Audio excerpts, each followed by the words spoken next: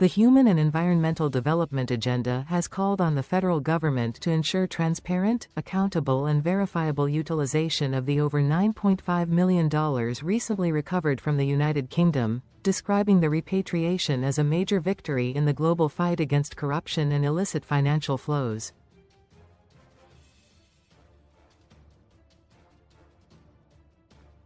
In a statement issued on Sunday and signed by its chairman, Olanrewaju Suraju, the civil society organization welcomed the decision of the UK, through the Bailiwick of Jersey, to return the funds to Nigeria, stressing that the development reinforced the principle that there should be no safe haven for proceeds of corruption.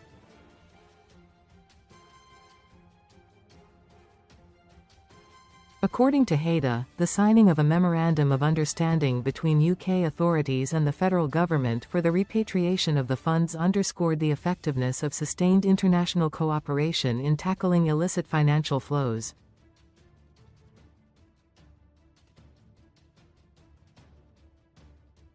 This recovery represents a clear success for sustained anti-corruption advocacy, particularly in the area of asset recovery and repatriation, which has been one of HEDA's core campaigns over the years, Suraju said.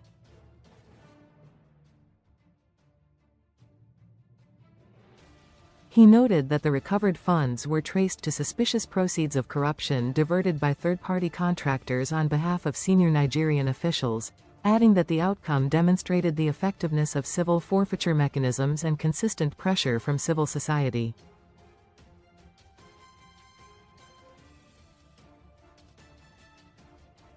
Recalling previous repatriations, Suraju said earlier recovered assets facilitated by the UK and its Crown Dependencies were deployed to major infrastructure projects such as the Lagos-Ibadan Expressway and the Second Niger Bridge under monitoring frameworks.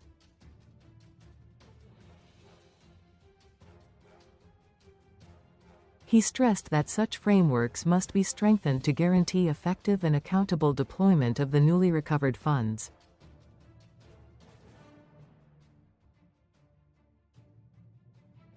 While commending the federal government and international partners for the recovery, HEDA insisted that the funds must be properly utilized.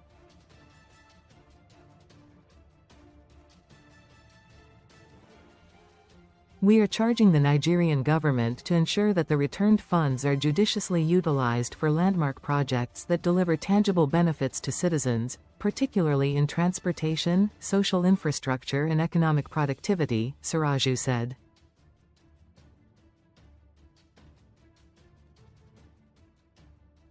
He further demanded full openness in the handling of the funds.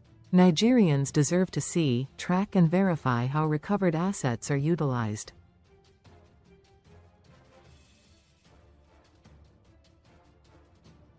There must be full transparency, public disclosure and independent monitoring in the use of these funds, he added.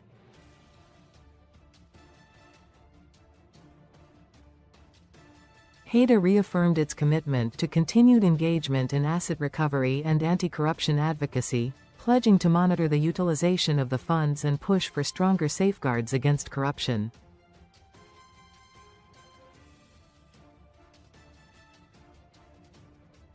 The Punch had earlier reported that the Bailiwick of Jersey signed a Memorandum of Understanding with the federal government to return more than $9.5 million identified as proceeds of corruption, with the funds earmarked for a major infrastructure project.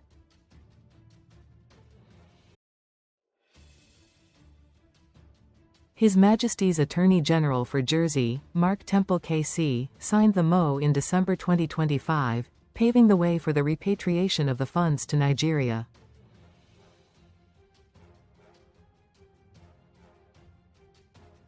The development was disclosed in a statement by the British High Commission, issued through Stephen O'Donnell, and formally confirmed in Abuja on Friday, January 9, 2026.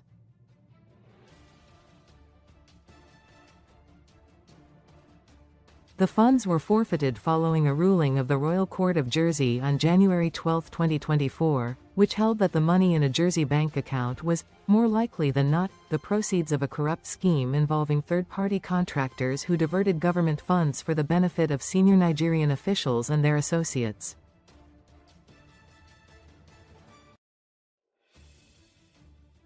The forfeiture application was brought under the Forfeiture of Assets, Civil Proceedings, Jersey, Law 2018.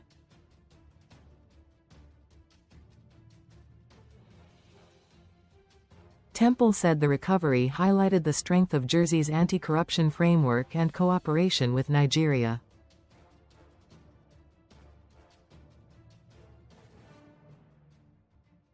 This successful return demonstrates the strength of our civil forfeiture legislation as a powerful tool in the fight against corruption.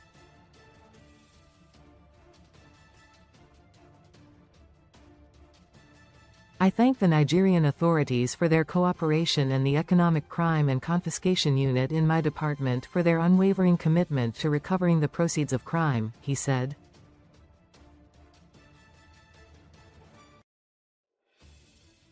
The latest MO builds on two previous agreements between Jersey and Nigeria, under which more than $300 million has already been repatriated to support three major infrastructure projects: the Lagos-Ibadan Expressway, the Second Niger Bridge, and the Abuja-Kano Road.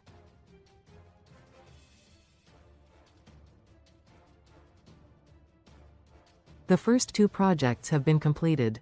Under the new agreement, the $9.5 million will be applied to the final stages of the Abuja-Kano Road, a 375-kilometer highway regarded as a vital transport link between the nation's capital and its second-largest city.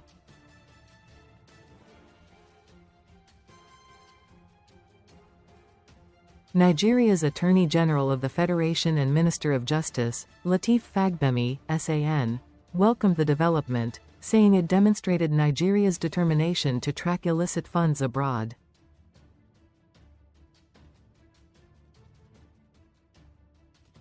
The successful recovery and repatriation of the forfeited assets underscores the effectiveness of Nigeria's collaboration with international partners in ensuring that there is no safe haven for illicitly acquired wealth, Fagbemi said.